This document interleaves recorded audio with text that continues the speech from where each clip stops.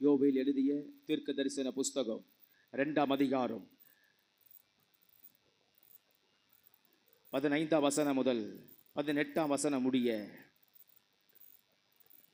யோவேல் தீர்க்க தரிசன புஸ்தகம் 2ஆம் அதிகாரம் 15ஆம் வசனம் முதல் 18ஆம் வசனம் முடிய நம்ம எல்லோரும் சேர்ந்து இணைந்து இந்த 4 வசனங்களை நாம் வாசிக்கலாம். சீயோனிலே எக்காலம் ஊதுங்கள், பரிசுத்த உபவாச நாளை நியமியுங்கள், விசேஷித்த ஆசரிப்பை கூறுங்கள், ஜனத்தை கூட்டுங்கள், சபையை பரிசுத்தப்படுத்துங்கள், முதியோரை சேருங்கள், பிள்ளைகளையும் பாலுண்ணுகிற குழந்தைகளையும் கூட்டுங்கள், மணவாளன் தன் அறையையும் மணவாட்டி தன் மறைவையும் விட்டு புறப்படுவார்களாக. கர்த்தரின் பணிவிடைக்காரராகிய ஆசாரியர்கள் மண்டபத்துக்கும் பலிபிடத்துக்கும் நடுவே அழுது, கர்த்தாவே, நீர் உமது ஜனத்தை தப்பவிட்டு புறஜாதிகள் அவர்களை பழிக்கும் நிந்தைக்கு உமது சுதந்திரத்தை ஒப்புக்கொடாதிரும். உங்கள் தேவன் எங்கே என்று புறஜாதிகளுக்குள்ளே சொல்லப்படுவானேன் என்பார்களாக. அப்பொழுது கர்த்தர் தமது தேசத்துக்காக வைராக்கியம் கொண்டு தமது ஜனத்தை கடாட்சிப்பார். ஆமென், அல்லேலூயா. 15ஆம் வசனத்தை ஒருமுறை வாசிப்போம். சீயோனிலே எக்காலம் ஊதுங்கள், பரிசுத்த உபவாச நாளை நியமியுங்கள், விசேஷித்த ஆசரிப்பை கூறுங்கள் கூறுங்கள். ஸ்தோத்திரம். பரிசுத்த உபவாச நாளை நியமியுங்கள். ஆமென், அல்லேலூயா. உபவாச நாளை தேவன் நியமிக்க சொல்லி இருக்கிறார். உபவாச நாளை ஆண்டவர் ஏற்படுத்தி கொடுத்திருக்கிறார். நம் சற்று கவனிப்போம். உபவாசத்தை கர்த்தர் விரும்புகிறார். உபவாசத்தை தேவன் எதிர்பார்க்கிறார். உபவாசம் ஆண்டவருக்கு ரொம்ப பிரியமானது. உபவாசம் என்பது ஆண்டவர் நம்மிடத்தில் எதிர்பார்க்கிற ஒன்று. அல்லேலூயா, ஆமென், ஸ்தோத்திரம்.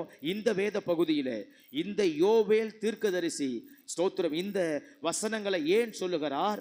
இந்த வசனத்தில் உபவாசத்தை குறித்து எதற்காக எழுதுகிறார் அப்படி என்று சொன்னால், உபவாசம் என்பது எதற்காக, உபவாசம் என்பது எதற்காக அப்படி என்கிற 4 காரியத்தை இந்த வேத வசனத்தில் யோவேல் தீர்க்கதரிசி உள்ளடக்கி எழுதுகிறார். உபவாசம் நாம் பண்ணுகிறோம்.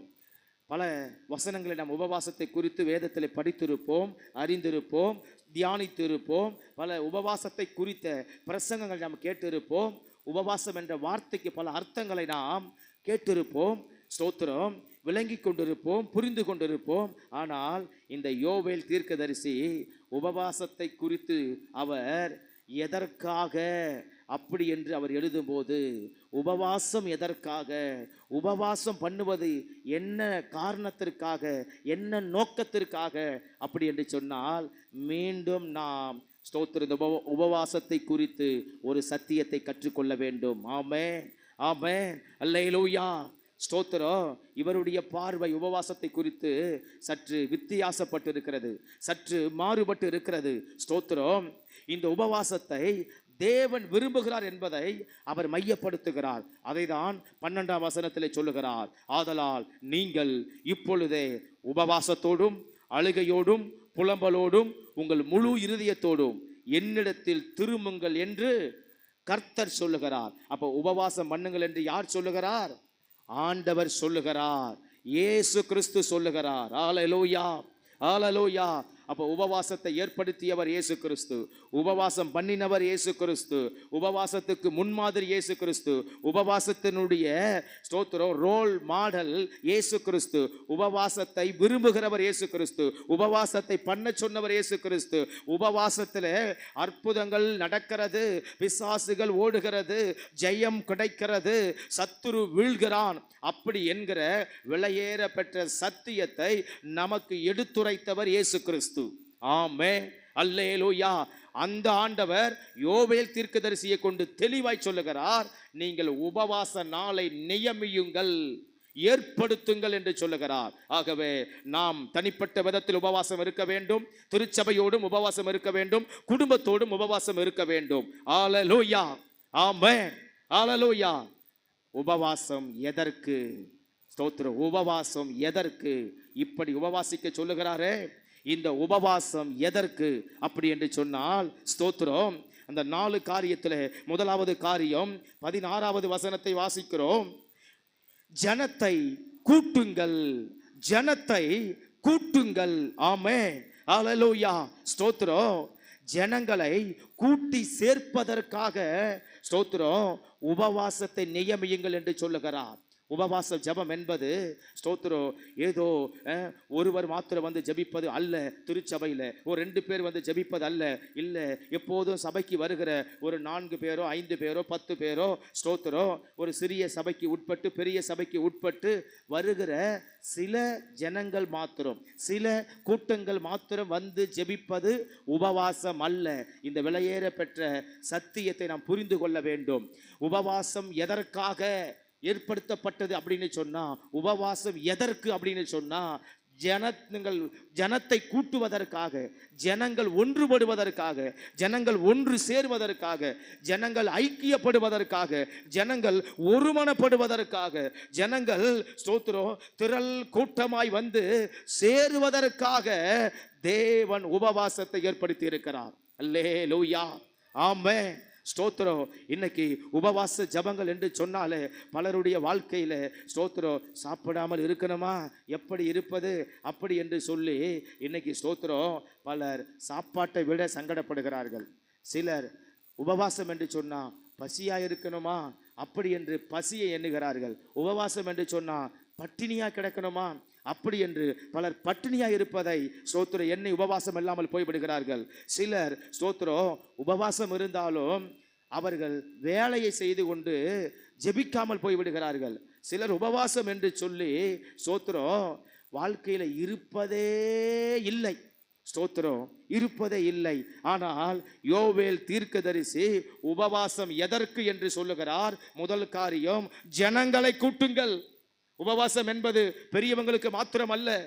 ஸ்தோத்திரம் வசனத்தில் தெளிவாய் அவர் சொல்லுகிறார், முதியோரை சேருங்கள், பிள்ளைகளையும் பால் உண்ணுகிற குழந்தைகளையும் கூட்டுங்கள். எதற்கு? இன்னைக்கு நம்ம பிள்ளைகளுக்கு எல்லாம் சபைக்கு வரும்போதுவே ஸ்தோத்திரம் நம்ம சபை ஒழுங்கின்படி, நம்ம சபை வழக்கத்தின்படி ஸ்தோத்திரம் எதையும் சபைக்குள்ள சாப்பிட கொடுக்க கூடாது. அது ஒரு மிட்டாயாக இருக்கட்டும், ஒரு சாக்லேட்டாக இருக்கட்டும், ஒரு பிஸ்கெட்டாக இருக்கட்டும், அந்த பிள்ளைக்கு எதுவானாலும் உள்ளே கொடுக்கக்கூடாது. ஏன் கொடுக்கக்கூடாது? அதை தான் இங்கே வசனத்தில் கவனிக்கிறோம், சத்தியத்தில் கவனிக்கிறோம். உபவாசம் என்பது யாருக்கு? பிள்ளைகளுக்குரியது. ஆமென், பிள்ளைகள் இல்லாமல் அல்ல. ஜனத்தை கூட்டுங்கள். குழந்தைங்க, பச்சை குழந்தை, பால் குடிக்கிற குழந்தை, இதை ஆண்டவர் அங்கே சொல்லி இருக்கிறாரே, பால் உண்ணுகிற குழந்தைகளையும் கூட்டுங்கள். விட்டுடாத. குழந்தையா இருந்தாலும் உபவாச ஜபத்துக்கு கொண்டு வா. ஆமென், ஹல்லேலூயா. இந்த விலையேறப்பட்ட சத்தியம் எத்தனை விசுவாசிக்கு தெரியும்னு தெரியல.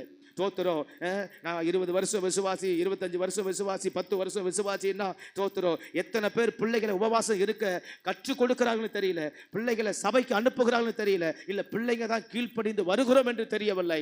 ஆனால் தெளிவாய் சொல்லுகிறார், ஸ்தோத்திரம், நீங்கள் பிள்ளைகளை கூட்டுங்கள், பால் உண்ணுகிற குழந்தைகளையும் கூட்டுங்கள். திரும்ப சொல்லுகிறார், ஸ்தோத்திரம், மணவாளனையும் மணவாட்டியும் நீங்கள் ஸ்தோத்திரம் கூட்டுங்கள், கூட்டுங்கள். ஸ்தோத்திரம் மேலே இருக்கிற வசனத்துல வார்த்தையில சொல்லுகிறார், முதியோரையும் விட்டுடாதீங்க. வயசாகி போச்சு ஸ்தோத்திரம், அதனால இப்போ உபவாசம் இருக்க முடியாது, பலவீனமாகி போச்சு, இப்போ முடியாது. ஆனால் ஸ்தோத்திரம் அத்தனை ஜனத்தையும் கூட்டி சேர்ப்பது தான் உபவாச ஜபம். அதுதான் பரிபூர்ண உபவாச ஜபம். ஆமென், ஸ்தோத்திரம். இன்னைக்கு உபவாச ஜபங்கள்னு சொன்னா சபைங்க வெறிச்சோடி கிடக்குது. உபவாச ஜபங்கள்னு சொன்னா இன்னைக்கு ஜெபிக்க ஆள் வரமாட்டேங்கிறாங்க. உபவாச ஜபம்னு சொன்னா ஸ்தோத்திரம் ஒரு பொருட்டா நினைக்கிறது இல்லை. ஜனங்களுக்கு, விசுவாசிகளுக்கு ஸ்தோத்திரம் உபவாச ஜபங்களை நேசிக்க முடியல, உபவாச ஜபங்களை ஸ்தோத்திரம் கனம் பண்ண முடியல. ஆண்டவர் எப்படி சொல்லுகிறார்? ஜனங்களை கூட்டி சேர்ப்பதற்காக. எதற்காக உபவாசம்? ஜனங்கள் வருவதற்காக. ஜனங்க இல்லாம ஏதோ வர ஒரு 2 பேரை வச்சு 4 பேரை வச்சு பாஸ்டர் தொண்டை தண்ணி வத்த கத்திங் கிடக்க அல்ல, சும்மா ஒரு கொட்டு வச்சு அடிச்சு கிடக்க அல்ல. ஜனங்களை கூட்டுவதற்தான் உபவாசம். ஆமென், அல்லேலூயா. ஸ்தோத்திரம் வராத விசுவாசிகளுக்கு நம்ம சொல்லணும். ஆமென், ஸ்தோத்திரம் கீழ்ப்படியாத பிள்ளைகளுக்கு சொல்லணும். ஸ்தோத்திரம் நம்ம குடும்பத்தில் இருக்கிற எல்லாரும் குடும்பமா உபவாச ஜபத்துக்கு வரணும். ஜனங்களை கூட்டுங்கள். முதியோரை கூட்டு, மணவாளனை கூட்டு, மணவாட்டியை கூட்டு, பிள்ளைகளை கூட்டுங்கள், பால் உண்ணுகிற குழந்தைகளையும் கூட்டுங்கள். ஆமென், அல்லேலூயா. ஒருவருக்கும் விதிவிலக்கு அல்ல.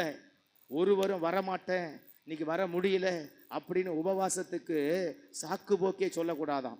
சாக்கு போக்கு சொல்லாத அத்தனை பேரும் வந்து சேர வேண்டிய ஒரு ஜெபம், உபவாச ஜெபம். ஜனங்களை கூட்டுங்கள், ஜனங்களை கூட்டுங்கள்.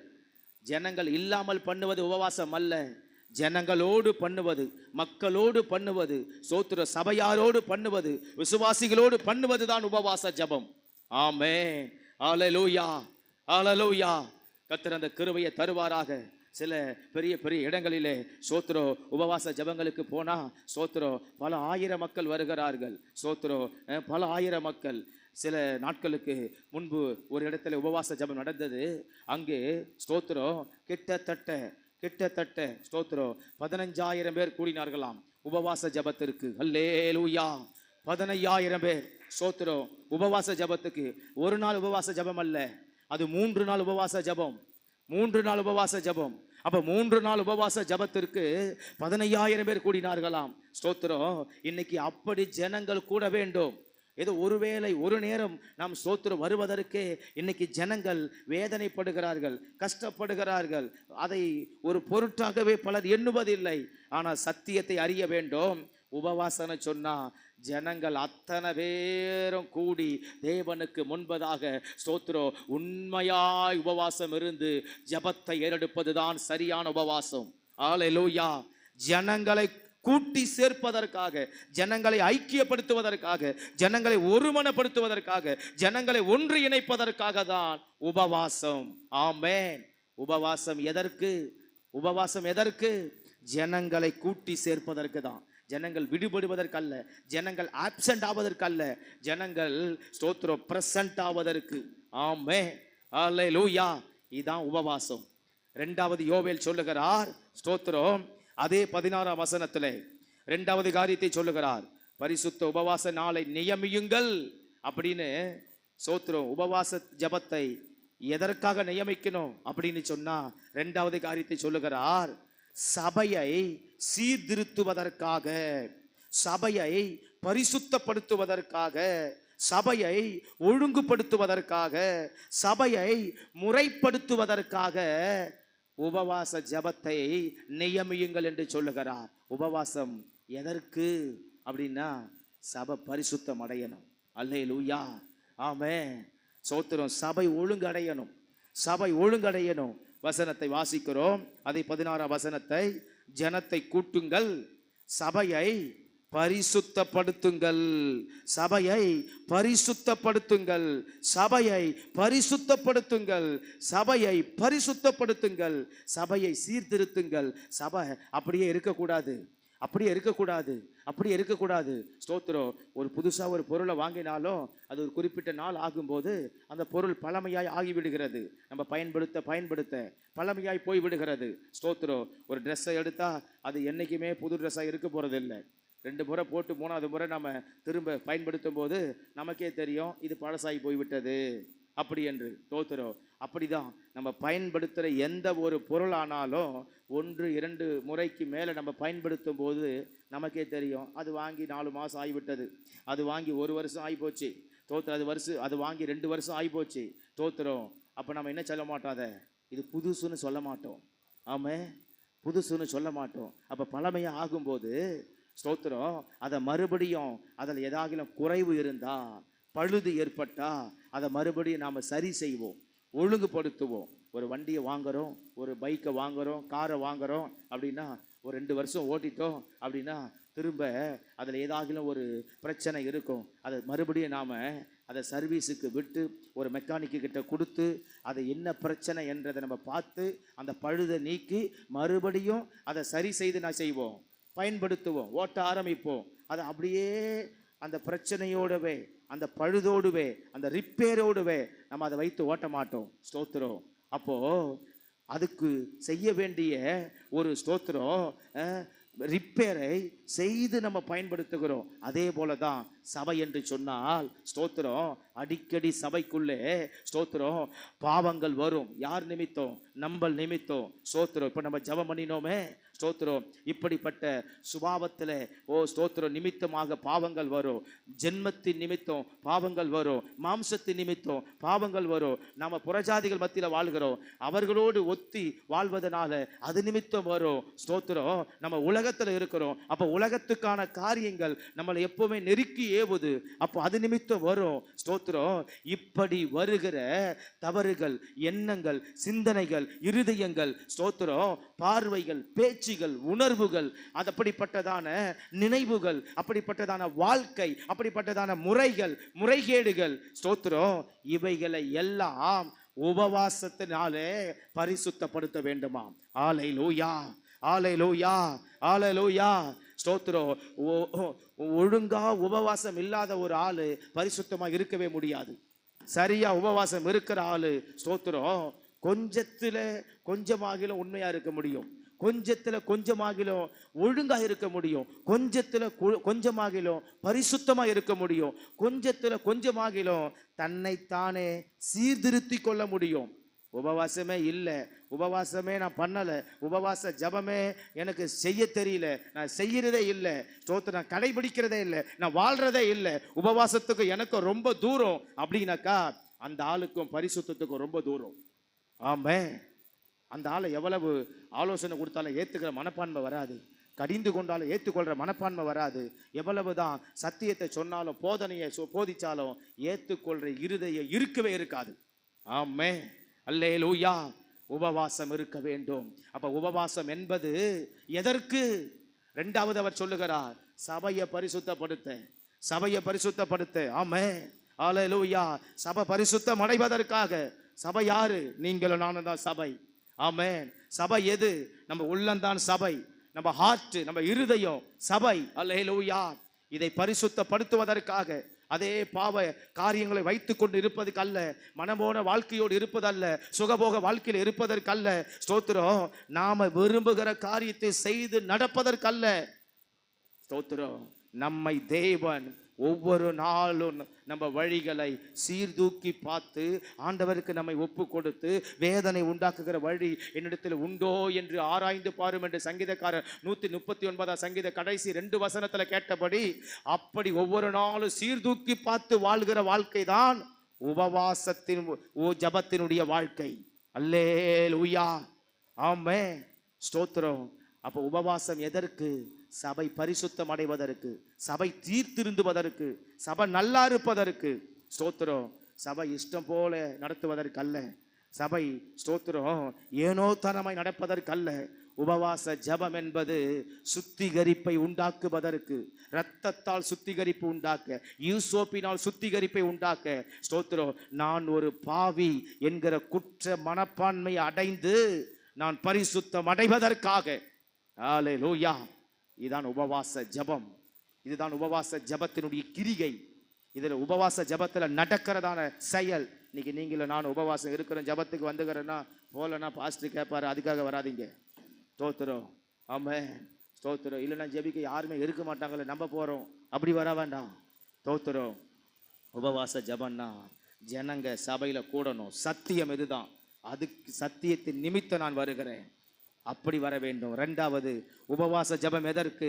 நான் திருந்துவதற்கு, என் குணம் திருந்துவதற்கு, என் மாம்சத்தில் திருந்துவதற்கு, என் சுபாவத்தில் திருந்துவதற்கு, என் சாட்சி ஜீவியத்தில் நான் திருந்தி வாழ்வதற்கு, என்னுடைய வாழ்க்கை முறையில திருந்தி வாழ்வதற்கு, என் உலக காரியத்திலிருந்து திருந்தி வாழ்வதற்கு, என் சபைக்கு நான் ஸ்தோத்திரம் பரிசுத்தவானாய் நான் நடந்து கொள்வதற்கு, என் தேவனுக்கு முன்பதாக பரிசுத்தத்தை காத்து கொள்ளுகிற தேவ பிள்ளையாய் இருப்பதற்கு, அதுக்கு தான் உபவாசம். ஆமென். அப்படி வர வேண்டும். அல்லேலூயா. இது மனுஷனை திருப்திப்படுத்த அல்ல, பாஸ்டரை ஸ்தோத்திரம் திருப்திப்படுத்த அல்ல. இது ஸ்தோத்திரம் நாம பரிசுத்தம் அடைவதற்காக உபவாச ஜெபம். ஆமென். அல்லேலூயா. இது பரிசுத்தம் அடைவதற்காக, பரிசுத்தம் அடைவதற்காக, பரிசுத்தம் அடைவதற்காக. பரிசுத்தம் நம்ம இது படுத்திக் கொண்டே இருக்கும். அதற்கு நம்மை ஒப்பு கொடுத்து கொண்டே இருக்க, அர்ப்பணித்து கொண்டே இருக்க, இந்த பரிசுத்தம் போதாதப்பா, இன்னும் உமக்கு நான் பரிசுத்தமா வாழணும், இன்னும் ஆண்டவரே நான் ஒழுங்குபடணும், சீர்திருத்தப்படணும், இன்னும் நான் சரியா வாழணும் அப்படிங்கிற எண்ணத்தை உருவாக்கி கொள்ள நாம உபவாச ஜபத்துக்கு வர வேண்டும்.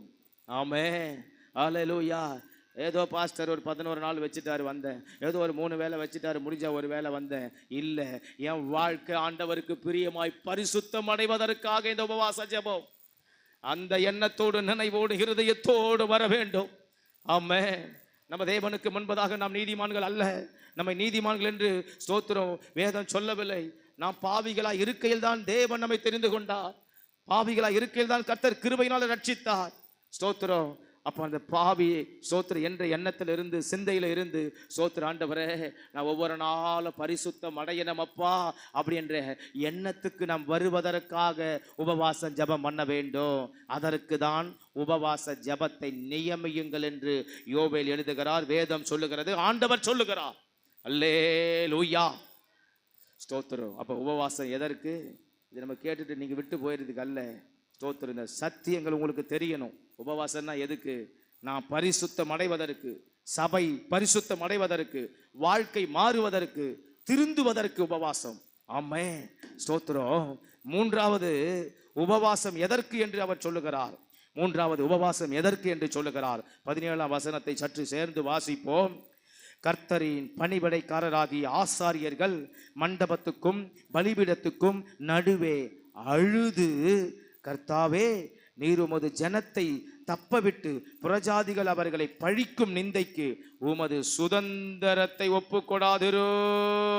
அல்லேலூயா, ஆமென். இதை நீங்க இதுவரைக்கும் அறிந்தே இருக்க மாட்டீர்கள். ஸ்தோத்திரம். உபவாசம் எதற்கு அப்படின்னு சொன்னா, ஆசாரியன் ஜனங்களுக்காக கண்ணீர் விட்டு அழுவதற்காக உபவாசமாம். அல்லேலூயா, ஆமென், அல்லேலூயா. இன்னைக்கு இதை அறிஞ்சா ஒரு விசுவாசியும் உபவாச ஜபத்துக்கு வராமல் இருக்க மாட்டாங்க. எதற்காக ஆசாரியன் கண்ணீர் விட்டு அழணும் அப்படின்னு சொன்னா, சோத்திரம், நீங்க எல்லாரும் ரட்சிக்கப்பட்ட நீங்க எல்லாரும் புறஜாதிகள் முன்பதாக அவங்க பழிக்கிற பழிக்கும் நிந்தைக்கும் உங்களை ஒப்புக்கொடாத இருக்கும்படிக்கு ஆசாரியன் கண்ணீர் விட்டு அழுவதற்காக. அல்லேலூயா, ஆமென். வசனம் புரியுதுங்களா? சத்தியம் புரியுதுங்களா? ஸ்தோத்திரம். உபவாசம் எதற்கு? ஆசாரியன் ஜனங்களுக்காக கண்ணீர் விட்டு அழுவதற்காக. ஆமென், ஆமென், அல்லேலூயா, அல்லேலூயா. ஸ்தோத்திரம். இன்னைக்கு 11 நாள் உபவாசம், 3 நாள் உபவாசம், 5 நாள் உபவாசம், 9 நாள் உபவாசம், 21 நாள் உபவாசம், 40 நாள் உபவாசம். இதையெல்லாம் நீங்கள் ஊழியக்காரங்க இன்னைக்கு கடந்துட்டாங்க. ஸ்தோத்திரம். ஏதோ 1-2 முடியாத பாஸ்ட்டுங்க தான் இத்தனை நாள் வச்சு நடத்துகிறாங்க. ஸ்தோத்திரம். இப்போல்லாம் 51 நாள் உபவாசம், 100 நாள் உபவாசம், 101 நாள் உபவாசம். ஸ்தோத்திரம். இப்போவெல்லாம் 3 மாதம் உபவாசம். இன்னைக்கு ஜனங்களுக்காக, ஜனங்க வாழ்க்கை நல்லா இருக்கணும் என்பதற்காக கொஞ்சம் வசனத்தை திரும்ப கொஞ்சம் கவனிப்போம். அந்த 17ஆம் வசனத்தை, கர்த்தரின் பணிவிடைக்காரராகிய ஆசாரியர்கள் மண்டபத்துக்கும் பலிபீடத்துக்கும் நடுவே அழுது, கர்த்தாவே நீர் உமது ஜனத்தை தப்ப விட்டு புறஜாதிகள் அவர்களை பழிக்கும் நிந்தைக்கு உமது சுதந்திரத்தை ஒப்புக்கொடாதிரோ. இந்த காரியத்துக்காக இன்னைக்கு ஸ்தோத்திரம் முக்கால்வாசி ஊழியர்கள் ஸ்தோத்திரம் தங்கள் வாழ்க்கையை உங்களுக்காக உபவாசம் இருந்து, ஜனங்களுக்காக உபவாசம் இருந்து, சபைக்காக உபவாசம் இருந்து ஸ்தோத்திரம் இன்னைக்கு கண்ணீரோடு அழுது ஜெபித்து கொண்டு இருக்கிறார்கள். அல்லேலூயா, ஆமென், ஸ்தோத்திரம். 100 நாள் உபவாசம், 3 மாத உபவாசம், 51 நாள் உபவாசம், ஸ்தோத்திரம், 40 நாள் உபவாசம். அவங்க பண்டாட்டி பிள்ளைக்கா அவங்க அழுது ஜெபிக்கிறாங்க. அல்லேலூயா, ஸ்தோத்திரம். ஏதோ 1-2 ஊழியர்கள் செய்ய மாட்டுறாங்க. அது அவங்க சூழ்நிலை, அது அவர்களுடைய சரீர பலவீனம், அவங்க வயது வரம்பு. ஸ்தோத்திரம். அப்படி கடந்து 1-2 ஊழியர்கள் செய்வதில்லை. மற்றபடி ஸ்தோத்திரம் முக்கால்வாசி ஊழியர்கள் ஜனங்களுக்காக ஸ்தோத்திரம், அவர்கள் கண்ணீர் விட்டு அழுவதற்காக உபவாசம். ஆமென். உபவாசம் எதற்கு? உபவாசம் எதற்கு? ஆசாரியன் ஜனங்களுக்காக கண்ணீர் விட்டு அழுவதற்காக. மூன்றாவது சொல்றார் யோவேல், உபவாசம் எதுக்கு தெரியுமா? உபவாசத்தை நியமியுங்கள். ஏன் தெரியுமா கர்த்தர் சொல்றாரு? ஏன் தெரியுமா வசனம் சொல்லுகிறது, வேதம் சொல்லுகிறது? ஒவ்வொரு போதகமாரும் ஒவ்வொரு பாஸ்டர் மாறும் ஜனங்களுக்காக, உங்களுக்காக கண்ணீர் விட்டு அழுவதற்காக. அல்லேலூயா. ஒவ்வொரு பின்மாற்றத்தில் போன விசுவாசிகளுக்காக, ஒவ்வொரு சபைக்கு வராத போற விசுவாசிகளுக்காக, ஒவ்வொரு ஸ்தோத்திரம் முரட்டாட்டம் பண்ற விசுவாசிகளுக்காக, அடங்காத போற விசுவாசிகளுக்காக, வணங்கா கழுத்துள்ள ஜனங்களுக்காக ஸ்தோத்திரம். இங்கே யோவேல் எழுதுகிறார், புறஜாதிகள் முன்பதாக ரட்சிக்கப்பட்ட நீங்க பழிக்கும் நிந்தைக்கும் ஆளாகாம இருக்க கண்ணீர் விட்டு அழுவதற்காக உபவாசத்தை தேவன் ஏற்படுத்தி இருக்கிறார். அல்லேலூயா. ஆமென், ஆமென், ஸ்தோத்திரம். அதனால தான் ஸ்தோத்திரம், ஊழியக்காரனுக்கு எதிர்த்து நிற்காதீங்கன்னு சொல்றது, ஊழியக்காரனுக்கு ஸ்தோத்திரம் துன்பத்தை கொடுக்காதீங்கன்னு சொல்றது, ஊழியக்காரனுக்கு எதிர்த்து பேசாதீங்கன்னு சொல்றது, ஊழியக்காரனுக்கு ஸ்தோத்திரம் தீங்கு நினைக்காதீங்க, தீங்கு செய்யாதீங்க, தீங்கா ஸ்தோத்திரம் நடக்காதீங்கன்னு சொல்றது. அல்லேலூயா. நாங்க பண்ற உபவாசம் எல்லாம் இன்னைக்கு சத்தியத்தை அறிங்க தேவ பிள்ளைங்களே, வசனத்தை பார்த்து அறிங்க. இன்னைக்கு நான் பிரசங்கத்தை முடிச்ச உடனே பைபிளை மூடி வச்சுட்டு போயிடாதீங்க. வீட்டுக்கு போய் என்னைக்குன்னா நீங்கள் ஸ்தோத்திரம், எப்போல்லாம் ஊழியக்கார மேலே வருத்தம் வருதோ இந்த வசனத்தை எடுத்து படிங்க. எப்போல்லாம் ஊழியக்கார மேலே கோபம் வருதோ எடுத்து படிங்க. எப்போல்லாம் ஊழியக்காரனை பிடிக்கலன்னு நினைக்கிறீங்களோ வசனத்தை எடுத்து படிங்க. எப்போல்லாம் நீங்கள் ஸ்தோத்திரம் ஊழியக்காரனை திட்டுறீங்களோ அப்போல்லாம் எடுத்து படிங்க. எப்போல்லாம் குறை சொல்கிறீங்களோ அப்போல்லாம் எடுத்து படிங்க. ஸ்தோத்திரம், நீங்கள் புறஜாதிங்க முன்பதாக, அந்நியர் முன்பதாக நீங்கள் நிந்தனைக்கும் அவங்க பரியாசத்துக்கும் அவங்க பழி சொல்லுக்கும் ஆளாக கூடாதுன்னு ஸ்தோத்திரம் ஆசாரியன் பலிபிடத்துல அழுது கண்ணீர் விடுத்து அவன் ஸ்தோத்திரம் ஜெபிப்பதற்காக உபவாசம். அல்லேலூயா, அல்லேலூயா, ஆமென், ஸ்தோத்திரம். அப்போ இந்த ஒரு ஸ்தோத்திரம் உபவாசம் இருந்து ஒரு ஸ்தோத்திரம் சபைக்காக ஜனங்களுக்காக ஒரு ஆசாரியன் ஜெபிக்கிறான் என்று சொன்னால், ஒரு பாஸ்டர் ஜெபிக்கிறார்னு சொன்னா, ஒரு போதகன் ஜெபிக்கிறார்னு சொன்னா, ஒரு ஊழியக்காரன் ஜெபிக்கிறார்னு சொன்னா, அது உங்களுடைய நன்மைக்காக. அல்லேலூயா. இந்த சத்தியத்தை எத்தனை பேர் உபவாசத்தை குறித்து இது வரைக்கும் நம்ம அறிந்திருப்போம்? அறிந்திருக்க வாய்ப்பு கிடையாது. ஆமென், ஸ்தோத்திரம். அப்போ நாங்கள் பண்ணுற உபவாசம் எல்லாம் உங்கள் நன்மைக்காக. நீங்கள் புறஜாதிக்கு முன்பதாக, அந்நிய ஜனங்கள் முன்பதாக வெக்கப்படாமல் இருக்க, அவமானப்படாமல் இருக்க, அவங்கள் முன்பதாக நீங்கள் ஸ்தோத்திரம் தலை நிமிர்ந்து நடக்க, மதிப்பாய் நடக்க, கௌரவமாய் நடக்க ஸ்தோத்திரம் எங்களுடைய அழுகையும் உபவாசமும் கண்ணீரும் அது உங்களுக்கு ஆசீர்வாதமாய் மாறுகிறது. அல்லேலூயா. அப்போ யோவேல் எழுதுகிறார், ஆசாரியன் ஜனங்களுக்காக கண்ணீர் விட்டு அழுவதற்காக. இன்னைக்கு நாங்கள் விடுகிற கண்ணீரில் உங்களுக்கு பலன் உண்டு. இன்னைக்கு நாங்கள் சிந்துகிற கண்ணீரில் உங்களுக்கு ஜெயம் உண்டு. இன்னைக்கு யாருமே எந்த ஊழியக்காரனையும் குறை சொல்ல முடியாது. ஸ்தோத்திரம். எல்லாரும் இன்னைக்கு உபவாசம் இருப்பது ஸ்தோத்திரம் யாருக்காக? ஜனங்களுக்காக. கடந்த நாட்களில் ஒரு ஊழியக்காரனை பார்த்து கேட்டேன், ஸ்தோத்திரம் வெளியில் போனோம், ஐயா சாப்பிடலாமா என்ன? ஸ்தோத்திரம். அவர் சொன்னார், இல்லையா ஒரு ஸ்தோத்திரம் 21 நாள் உபவாசம் இருக்கிறேன்னாரு. எதுக்குன்னு? சபையில் ஒரு 8 பேர் புதுசாக வந்துட்டு இருக்கிறாங்க இந்த மாசத்துல, அந்த 8 பேருக்காக உபவாசம் இருக்கிறேன் அப்படின்னாரு. அல்லேலூயா. சர்ச்சை சார்ந்த உபவாசம் இல்லை ஸ்தோத்திரம். லெந்து நாட்கள் உபவாசம் இல்லை ஸ்தோத்திரம். எதுக்காக உபவாசம்? 8 பேர் வந்திருக்கிறாங்க ஐயா. அந்த 8 பேருடைய வாழ்க்கையில் இருக்கிற பிரச்சனை நீங்கணும், விடுதலை அடையணும், அவங்க நல்லா இருக்கணும் ஸ்தோத்திரம், அவங்க மனம் திரும்பணும், அவங்க ரட்சிப்படையணும் என்பதற்காக. யாரு சாப்பிடாத இருக்கிறது?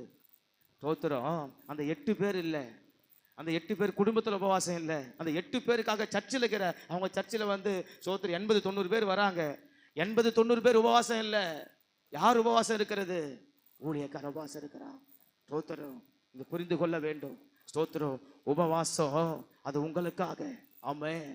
உபவாசம் உங்களுக்காக, உபவாசம் உங்களுக்காக, உபவாசம் உங்களுக்காக, உபவாசம் என்பது உங்களுக்காக. எல்லாரும் அறிந்து கொள்ள வேண்டும். ஸ்தோத்திரம். அறிந்து கொள்ள வேண்டும், அறிந்து கொள்ள வேண்டும். இன்னொரு பாஸ்டர் என்ன ஃபோன் பண்ணி கூப்பிட்டாரு ஒரு 2 மாசத்துக்கு முன்னாடி. ஸ்தோத்திரம், பாஸ்டர் ஒரு 72 மணி நேரம் உபவாச ஜபம் வச்சிருக்கிறோம், வரேன் வாங்க அப்படின்னாரு. ஸ்தோத்திரம். தூரமா இருக்குதையா, எனக்கு கொஞ்சம் ஊழியம் இருக்குது, வர முடியாதுன்னு சொன்னேன். 72 மணி நேரம் உபவாசையா? யாருக்கு என்ன சோத்திரம். எங்கள் சர்ச்சில் நிறைய பிசாசு போராட்டம் இருக்குதுயா, நிறைய எங்கள் பகுதியில் செய்வன கட்டு இருக்குது, விக்கிரக ஆவி இருக்குது. இதெல்லாம் ஜனங்களை விட்டு நீங்கி அவங்க நிறைய பேர் இதனால் சாபத்தில் இருக்கிறாங்க, ஆசீர்வாதம் பெற முடியாமல் இருக்கிறாங்க. ஆசீர்வாதமாக இருக்கிறதுக்காக வச்சிருக்கிறேன்னு சொன்னார். ஸ்தோத்திரம். 72 மணி நேரம். ஸ்தோத்திரம். எத்தனை நாள் வருது நீங்களே கணக்கு போட்டு பாருங்க. 24 மணி நேரம் ஒரு நாளைக்கு, 72 மணி நேரம், இரவு பகல், தூக்கம் இல்லை, சாப்பாடு இல்லை. ஸ்தோத்திரம். யாருக்காக? வேலையை விட்டு வெட்டியை விட்டு ஒரு ஊழியக்காரன் உட்கார்றான் அப்படின்னா ஜனங்களுக்காக. தேவ பிள்ளைகளே, நம்ம உணர வேண்டும். ஆமாம். எங்கேயோ ஒரு திறப்பின் வாசல் உபவாசம் பண்ணி ஜெபம் பண்ணுறாங்க, எங்கேயோ ஒருத்தர் தேசத்துக்காக ஜெபிக்கிறாரு, எங்கேயோ ஒருத்தர் ஜனங்களுக்காக ஜெபிக்கிறாரு, எங்கேயோ ஒருத்தர் வந்து சோத்திரம் மக்களுக்காக ஜெபிக்கிறாரு அப்படின்னு நம்ம நினைத்துட்டு நம்ம ஏதோ ஒரு நோட்டீஸை பார்த்துட்டு போயிடலாம், ஒரு போஸ்டரை பார்த்துட்டு போயிடலாம், ஒரு ஸ்தோத்திரம் நம்ம ஒரு கேள்விப்பட்டு ஒரு செய்தியை கேட்டுட்டு போயிடலாம். நம்ம எல்லாரும் கவனிக்கணும். அந்த ஊழியக்காரன் பண்ணுகிற எல்லா உபவாசமும், அந்த பலிபீடத்தில் விடுகிறதான கண்ணீரும் பெருமூச்சும் அழுகையும் முழங்காலும் மனதுருக்கமும் வேதனையும் ஸ்தோத்திரம் வியாகுலமோ பசியும் பட்டினியும், அது எல்லாமே ஸ்தோத்திரம் ஜனங்களுக்காக. அல்லேலூயா. ஆமென், ஆமென். ஸ்தோத்திரம். ஜனங்களுக்காக. அப்போ உபவாசம் எதற்கு? ஆசாரியன் ஜனங்களுக்காக கண்ணீர் விட்டு அழுவதற்காக, அழுவதற்காக, அழுவதற்காக, அழுவதற்காக, அழுவதற்காக, அழுவதற்காக. ஸ்தோத்திரம். அழுவதற்காக. சில நேரத்தில் ஸ்தோத்திரம் சிலர் நம்மளுடைய வாழ்க்கையில் நல்லா இருப்பதற்காக கொஞ்ச நேரம் ஸ்தோத்திரம் சில விசுவாசிகளை மனசுக்குள்ளே நினச்சிட்டு உக்காந்தா ஸ்தோத்திரம் ஆண்டவரே அவன் நல்லா இருக்கணும்னு நினச்சா அந்த சாப்பாட்டு நேரமே கடந்து போயிடும். ஸ்தோத்திரம். சாப்பாட்டு நேரமே கடந்து போயிடும். ஸ்தோத்திரம். சில நேரத்தில் சில விசுவாசிகள் நினைச்சா ஏன் ஆண்டவரே இவங்க ஒரு முல்லை போல இருக்கிறாங்களே அப்படின்னு நினைச்சு அவங்களுடைய வாழ்க்கையில் ஆண்டவர் கொஞ்சம் மாற்றத்தையும் உணர்த்துதலையும் கொடுத்து அவங்கள ஆசீர்வதிங்கன்னு ஜெபிக்க ஸ்தோத்திரம் உட்கார்ந்தா ஒருவேளை சாப்பாட்டு நேரம் கடந்து போயிடும். ஸ்தோத்திரம். யாருக்காக? ஸ்தோத்திரம். யாருக்காக? உங்களுக்காக, உங்களுக்காக. ஸ்தோத்திரம். எங்கள் கண்ணீரும் எங்களுடைய ஸ்தோத்திரம் நேரமும் பலனும் விரயமாய் கொண்டிருக்கிறது. அல்லேலூயா. அப்போ உபவாசம் எதற்கு? ஆசாரியன் ஜனங்களுக்காக கண்ணீர் விடுவதற்கு, விடுவதற்கு. இது நடந்து கொண்டுதான் இருக்கிறது. 100 முக்கால்வாசி ஊழியர்கள் செய்கிறார்கள். ஸ்தோத்திரம். கால்பாகம் ஊழியர்கள் அவர்களுடைய சூழ்நிலையை சார்ந்து அதை செய்கிறார்கள். ஆகவே இன்னைக்கு உபவாச ஜபம் பண்ற ஊழியக்காரெல்லாம் ஏதோ முன்னாடி மாதிரி ஒரு 3 நாள் 5 நாள் பண்ணலை. இன்னைக்கு உபவாச ஜபங்கள் எல்லாம் இன்னைக்கு ஸ்தோத்திரம் நிறைய பேர் ஸ்தோத்திரம் அநேக நாட்கள் உபவாசத்தில் இன்னைக்கு கழிக்கிற ஊழியக்காரெல்லாம் நான் பார்க்க முடிகிறது. அநேகர் ஸ்தோத்திரம் ஊரை விட்டு இன்னொரு ஊருக்கு போகிறாங்க, அவங்க இடத்த விட்டு இன்னொரு இடம் போய் ஜெபிக்கிறாங்க.